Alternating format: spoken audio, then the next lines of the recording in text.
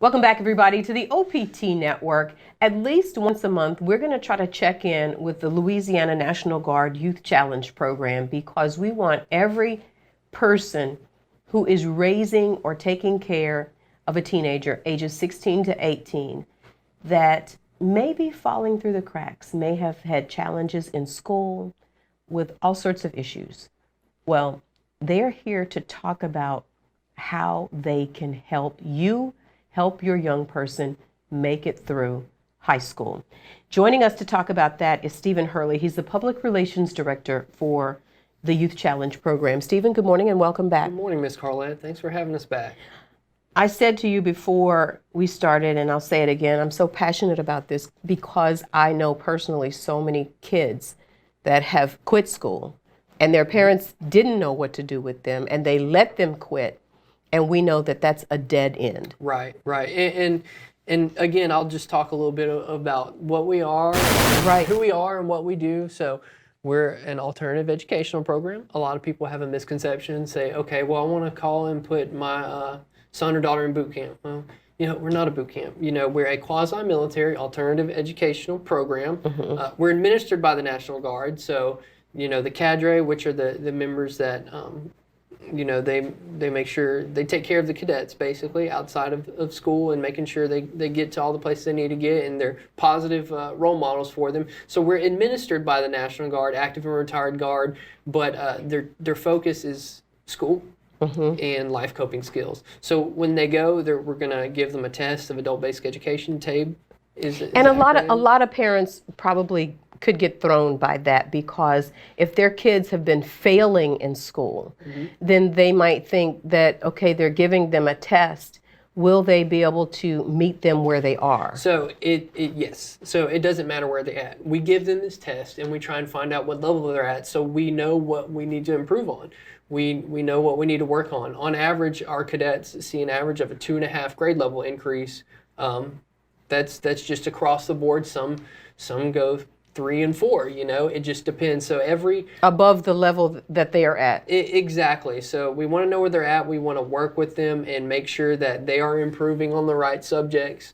Obviously, the ultimate goal is to get your high school equivalency, the high set. So they test for that and they work towards that. We even have credit recovery, so they don't have to drop out of school. What does credit recovery mean? So they are able to come and work on their current high school course load that they were taking at their traditional brick and mortar school, and they're able to continue those classes. Mm-hmm. They're able to complete those credits if they need to make up a few or they just want to continue it, and then they're able to go back to high school and graduate with their class. So you don't have to be a dropout.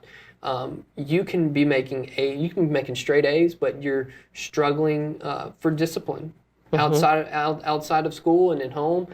So you can just come and continue your course load, or you just may be missing a few credits and you need to make those up. So it's something we've been doing for about a year. It's been amazing to see the results of it and so many young people that come through, and they're able to go back with their class and graduate. Really? So after they finish the program, they can go back to their home school and graduate with their class? Yes, ma'am. And that's for the course choice credit recovery pathway. A majority of our cadets they do test and want to earn their high school equivalency degree, mm-hmm. high set. So, and again, we'll have a cadet on later after you and I speak, and he can talk a little bit about his pathway and what led him to there. But again, there's a big misconception of it's a boot camp where those bad kids go. It's not like that at all. We want these kids to focus on life coping skills, and we want them to focus on their schooling. Those are the two big points that we try and make. So again, there's a whole load of other things involved in the program that mm-hmm. we teach them, and we can sit here all day and talk about it. Sure. But again, the main 2 points I tell everyone is education and mm-hmm. life coping skills. Okay, and so let's talk about those first 2 weeks, because those first 2 weeks are the most challenging, probably for parents and the cadets. Yes, ma'am. So acclimation is the first 2 weeks when they come in. It's a whole new lifestyle change. That young person might have been getting up at 11 o'clock every morning. Now they have to get up at 5 o'clock. There's a routine. They take care of themselves. They do PT. They eat breakfast and they get ready to go to school. What's PT? Physical? It's just physical fitness. They're mm-hmm. gonna. That's one of our core components is physical fitness. Mm-hmm. So again, we teach them how to take care of themselves. We give them the direction they need, and there's, again, like I said, there's a whole lot of other stuff involved, but the life coping skills part of it, taking care of yourself, knowing what you have to do to pass the tests in school. But again, we're asking about the first 2 weeks, so they won't start school till shortly after that. But that's always the most difficult, and you can ask any cadet that's in the program or has gone through the program, they'll say, yeah, those first 2 weeks are difficult. But those first 2 weeks are really just, in acclimation just speaks to what it is. They're getting acclimated to a whole new way of life. Yes, ma'am. They're getting structure and discipline that maybe some of them maybe never had. Yeah, exactly. And, we teach them everything from A to Z, the basics, everything from brushing your teeth to putting on deodorant. Because there are young people out there that have never, they don't know how to do that. How to take care of their personal hygiene. Exactly. So we teach them everything they need to know to be successful in life. I mean, obviously, the first 2 weeks, it's a pretty basic thing. And then they're going to call the parent after, or the guardian after 2 weeks, and it's, they're going to say it's been tough and it's so bad, but it really does, it improves from there as far as the structure you get into and the rhythm. So. And have you found over the course of all this time that you have been with the youth program, the youth challenge program, is that those young people really do want that discipline? They do. The number one thing that cadets say on the day they're graduating, we'll ask them, okay, what's one thing you could have changed or wanted more of in the youth challenge program? And they always say more discipline, because they thrive off of that structure. A lot of them might not have had that at home. And so, if you know what you're going to do every single day, it just makes it that much more comfortable for you. And you're going to continue to improve your processes and improve every little aspect of what you do. And you're so good at it because you fall into that rhythm, that routine. Absolutely. Okay, so you guys have a class coming up. Tell us, in Minden, Louisiana. Yes, ma'am, at Camp Minden. And one of the things that you talked about is that kids, whatever area that you're in the state, you kind of recommend that they go away from home. We do. Now, if you're from Shreveport and you go to Camp Minden, that's okay. You're not geographically bound to any camp. We have Camp Minden outside of Shreveport in Minden, Camp Beauregard here in Pineville, and then we have Gillis Long outside of Baton Rouge in Carville. So we're going to, every new class, we have a new class start about every 2 months and each class is 22 weeks long. So we're coming up for the interview cycle for Camp Minden. So from early middle June until the end of July, we're going to be recruiting for this Minden class in Shreveport. We do encourage How many kids are y'all going to take in that class?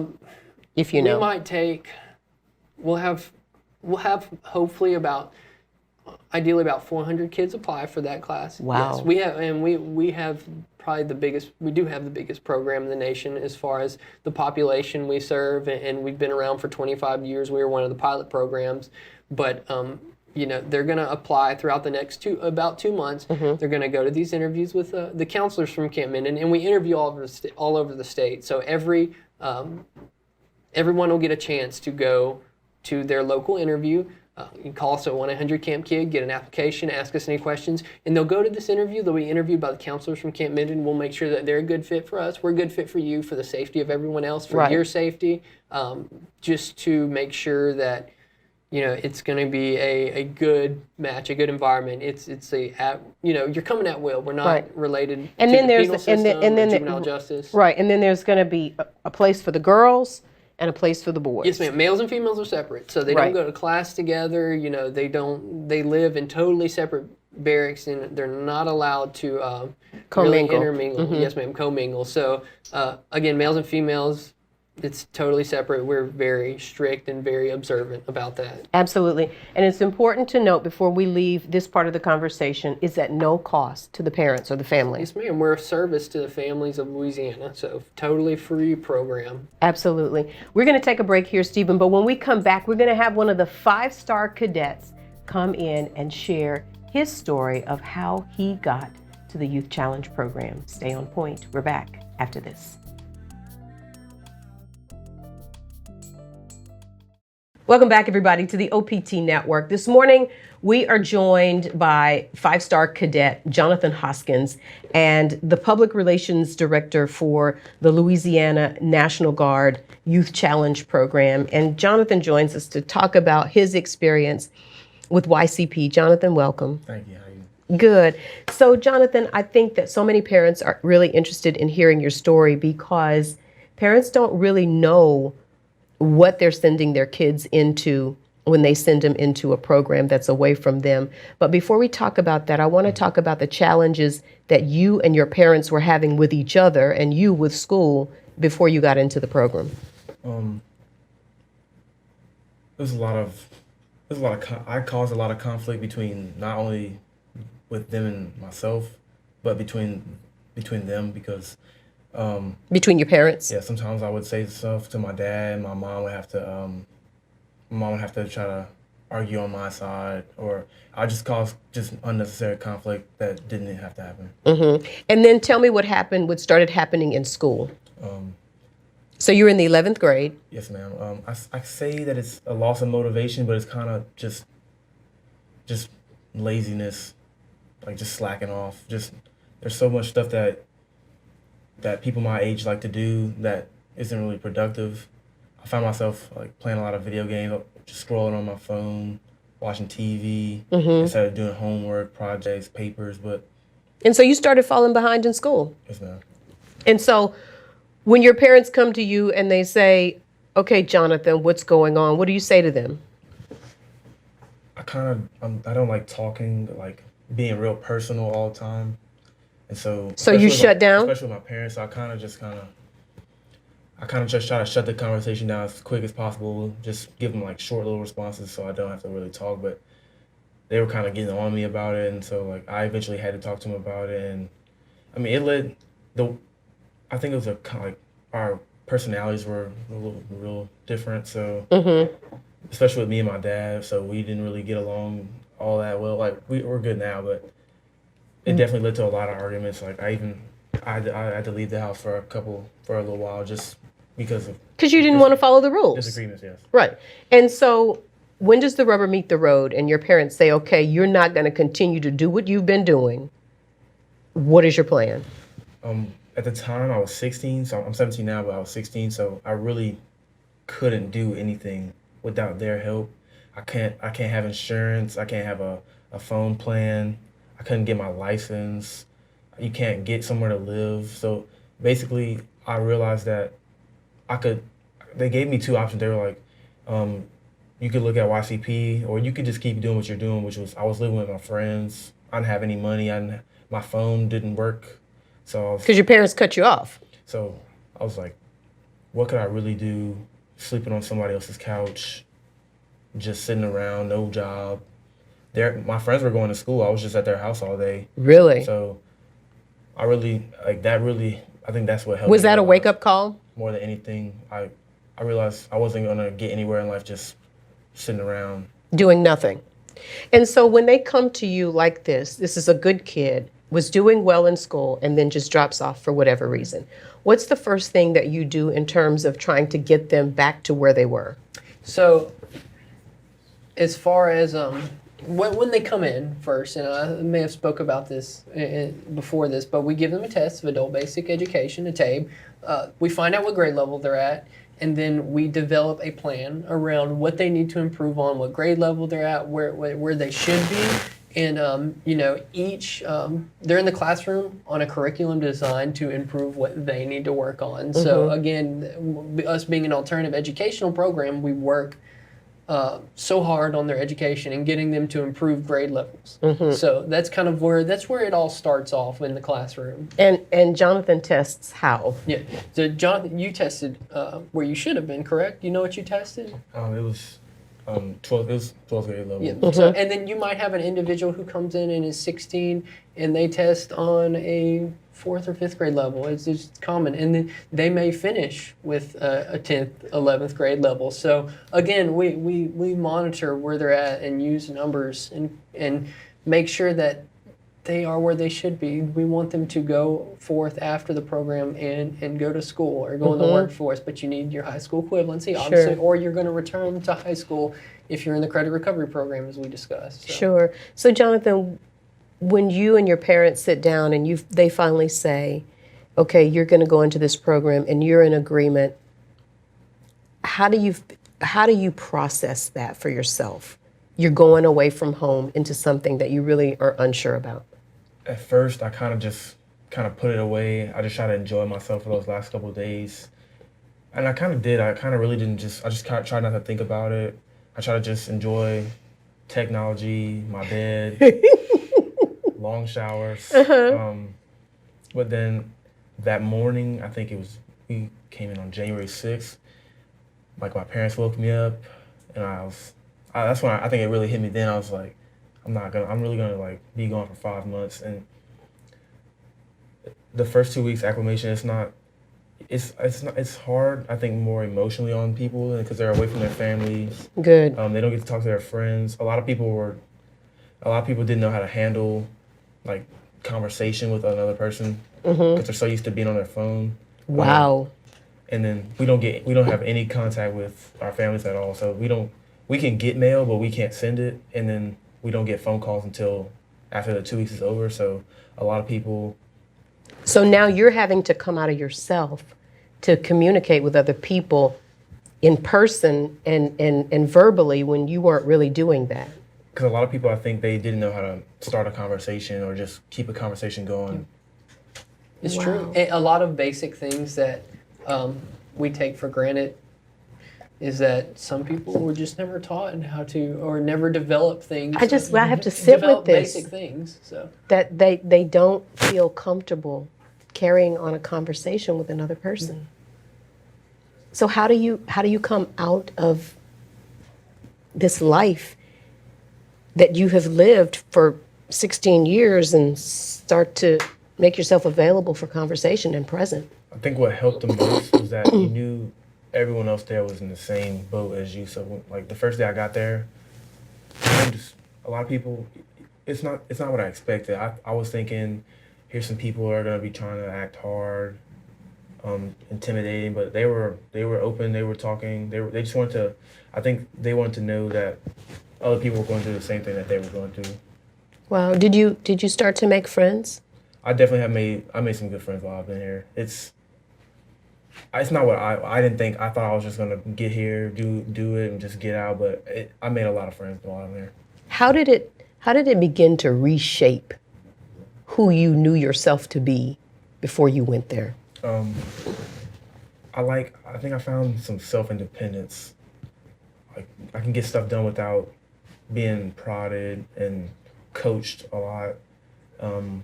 I think my parents will realize when I get home that they're not gonna have to beg me to take the trash out, beg me to do all this stuff, because I realize what they do for me. The least I could do is just some chores around the house. Carry your load. So what's the biggest takeaway that you understand from this experience? I think a lot of people my age, even some of my friends, they're real short-sighted. They think short-term, like everything. They hear 5 months and they go, what am I gonna miss? I don't wanna do it. Like, I was thinking that too, but honestly, when I talk to my brother, my sister, my friends, like I haven't missed a lot. And they have something called Home Pass, which you go for a week back home. And I just was asking everyone, I was like, what's different? And they always say it's pretty much the exact same. And like, you notice that you change, but nothing else is changing. Like, all your friends are the same. And they're doing the same things. Same jobs. And so one of the things that we talked about that you really understood more than you ever had in your 16, 17 years on the planet was gratitude. Tell us about that. A lot of people, I wouldn't call it needy. I know I wasn't grateful, but I think it's entitlement is the word I was looking for. That's it. That's it. They think their parents, you have to pay my phone bill. You have to buy me this. You have to buy me that. You have to give me a car. You have to get my license. Like, they don't have to do anything really. And so I realized that what my parents were doing for me is above what they have to do. And so I am grateful for that now, especially being here away from them. You have a lot of time to think about what you've been doing and like how you've been treated. I didn't treat my dad, like me and my mom got along well, but me and my dad didn't get along that well. So now you're more grateful for your dad. Yeah, we're like friends now pretty much now. Wow. You got to feel so amazing when you hear stories like this, huh, Stephen? It is, yes, ma'am. And Cadet Hoskins, he's such a great success story. You know, he's got to 5-star cadet, about 12 out of the 200. Tell us what that means. So there's a reward system, pretty much. When cadets start off, it goes from 1 to 5-star. You know, they're voted on by a committee and their peers about what star they should get to. So you start off, you make 1 star, and then only maybe 5, maybe give or take 5 to 6, 7% make 5-star cadet. So it's the highest honor, and Cadet Hodgkins is one of our 5-star cadets. Wow. So and he's earned his high school equivalency. I mean it's not uncommon to have stories like his all the time, but he's such a wonderful example of what this program can do if you come from a decent family like most of our cadets do, and you lack the motivation or you just got off track. You can really be proud of what you do when you come to YCP if it's something you put your mind to. Absolutely. And here's what I want you to talk to parents about before we've got to let you go, Stephen. For parents who feel guilty or condemned, because I'm going to tell you, we all can, if we're honest, can say that we get to a place when our kids are teenagers, and I know we did as a family, where we didn't know what to do. We didn't know how to get our kid motivated. We didn't know how to, just like you were having those conflicts, there was like a wall. And parents that are trying to break through, how do you help them say, you don't have to feel guilty by doing something different to get your child through? So we at least encourage everyone, if they're interested in the program, come to an interview. Call us at 1-800-CAMP-KID, our toll-free number, and talk to someone. There's absolutely no shame in saying, okay, I've had all these little things happen. You know, we need help. You know, everyone needs help, and there's no shame in asking for it. That's why we are here. That's why the government and the state has provided a free program for these families that need help. And again, at least call and talk to someone, fill out an application, come to the interview, see if it'll be right for you. We're not connected with the juvenile justice or probation system or the court system. This is a voluntary program. This is something for young people who come and their parents and them agree that, okay, there needs to be a change. I want to better my life. I want to have the structure and foundation. And a year afterwards, they're in post-residential, so they have a counselor and mentor, so we don't graduate them and put them out on the streets. Put them in the world. For a year, we're going to make sure that they have a plan. We're going to make sure that they are going to be successful, and we have one of the best programs in the nation here in Louisiana. And there's a few challenge programs throughout the throughout the nation, but we honestly have the best one and most we know what we're doing, basically. Absolutely. So I encourage everyone, if you know someone, and everyone knows someone 16 to 18, whether it's a direct family member or a friend, I encourage them all to at least give us a call and ask questions. There you go. Well, we want to thank you, Jonathan. You are an amazing young man, and your future is bright.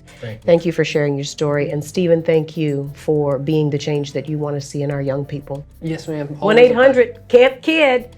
Hey, everybody, stay on point. We're back after this.